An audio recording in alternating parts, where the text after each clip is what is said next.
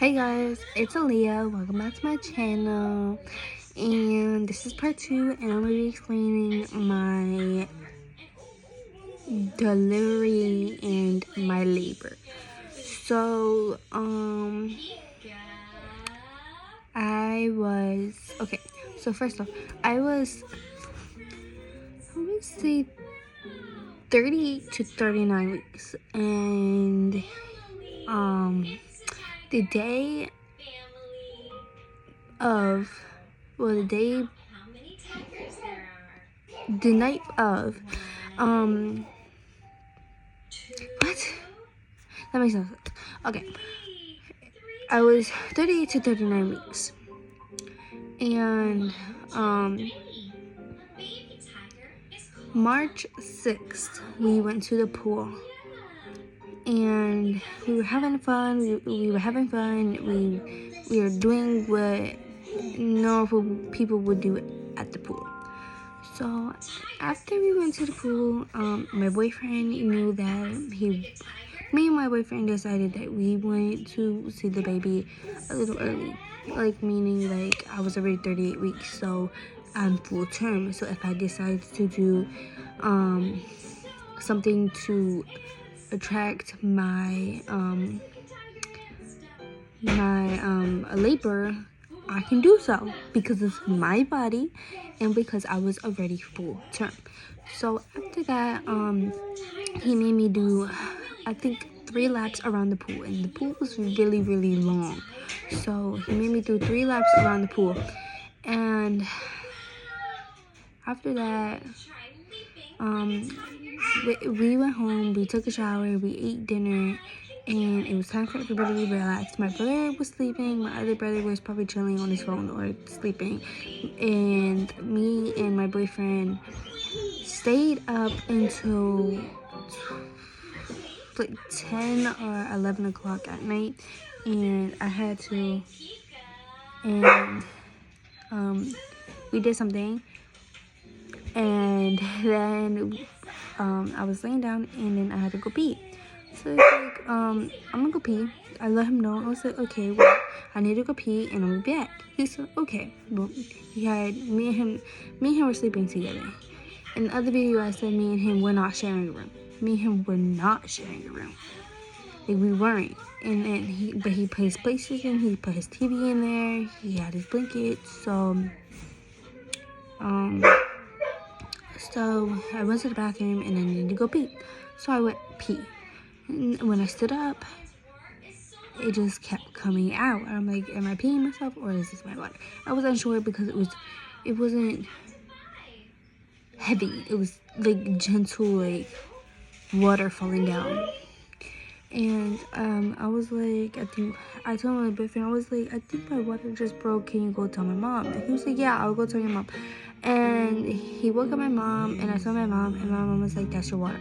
She's like, you either could stay here and wait until everything happened, or you can go now and go to the triage room and wait, and then they'll put you in the delivery room. I was like, we need to go to the hospital now because I'm not gonna wait later and then something else happens. So we went. Mind you, they took me back. They went to the triage room. The triage room is where it's a small room where you're only allowed to have one person until they settle you inside the triage room. So I picked my mom. My mom was in the room with me, and my boyfriend waited downstairs in the waiting room for like 20 to 30 minutes. And after that, the doctor was like, your boyfriend can come up, and we went to the triage room. The triage room was like before labor. So they were waiting, and they were like tracking my contraction stuff, and they said, yeah, your water broke and stuff like that. So I went to the restroom, and I did the number 2, and that was like a sign of having a baby. So after that, they admitted me to the delivery room, and mind you, my labor was 11 to 12 hours. So now it was midnight, it was 1 o'clock, and they told me that it was only like 2 to 3 centimeters. I was like, okay, I'm fine, I'll deal with it. And then here comes around like 3 hours later, they told me I was 4 centimeters. So, what is the opposite of big? before I went to the delivery room, they discussed what I wanted to do with my labor, and I told them I wanted the epidural. So, What is the opposite them of telling me that yes? I can have the epidural. Before that, I went to the delivery room. Went to the labor and delivery room, and they said that I was already 4 centimeters, and they put the The opposite of full is they put the epidural inside me, empty. inside my spine. It doesn't hurt. I know people are probably gonna question me. It does hurt? No, it does not hurt at all. It probably feels like a little splinter, but it does not hurt at all.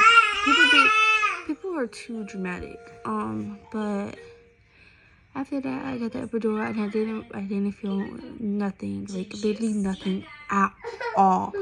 And I think 3 to 4 hours later, I was already 9 centimeters, 10 centimeters, and I got to push. My pushing was like 12 minutes long, and then he came out, and baby boy was here. But I didn't calculate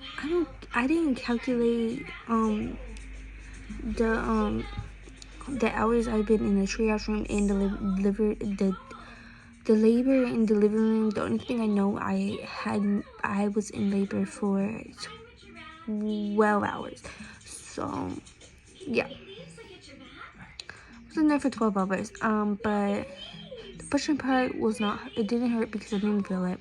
Some people's epidural stops when the pushing comes and the contractions get stronger, and that is true. It can stop, and there's nothing you really can do anything about it. But you can add more medication to your epidural, so it can probably come back. But there's like a 50% chance it won't come back, and a 50% chance it will come back, and it's probably gonna kick in for a little bit.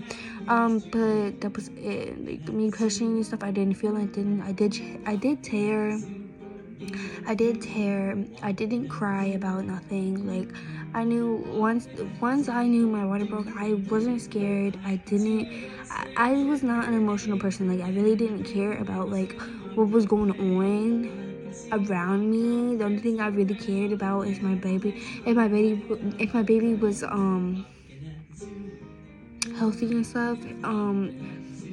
One thing is that when I had the baby, they only put the baby on my chest for like, I would say a minute or two, and then they put him in the warm thing, and then they made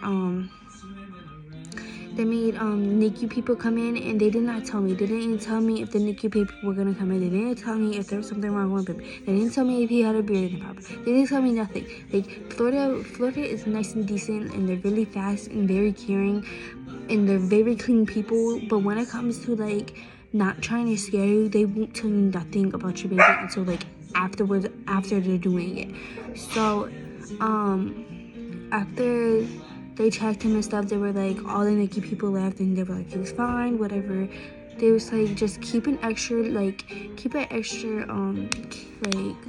look at him like every couple of like minutes because of his thing, and keep the sucker right next to him because they can spit up the antibiotic fluids. Okay, so later on that like the next day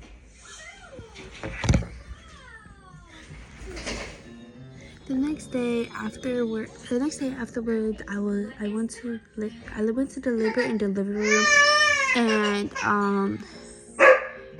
everything was fine, nothing happened. They just kept pushing on my belly, which is like totally normal and stuff. Ow, stop biting me. It was ow, Stop biting me. Which was totally stop biting. Which was totally normal. And afterwards, stop. Like, my mom came to visit and I ate and stuff. And then, stop biting me. And then my mom came and visited. And, that night, Leon had an issue of his breathing. Like, he was, like, gasping for air. And we had to... I had to call the people in, and they had to like flip him and like pet him and stuff. And then after that day, I went home because I was uncomfortable and I didn't want to be at the hospital anymore. But after that, I was perfectly fine. So this is my story on how labor and delivery went. I'm sorry if I was like saying like weird words and stuff. But yeah. Thank you for watching and subscribe and turn on your notifications.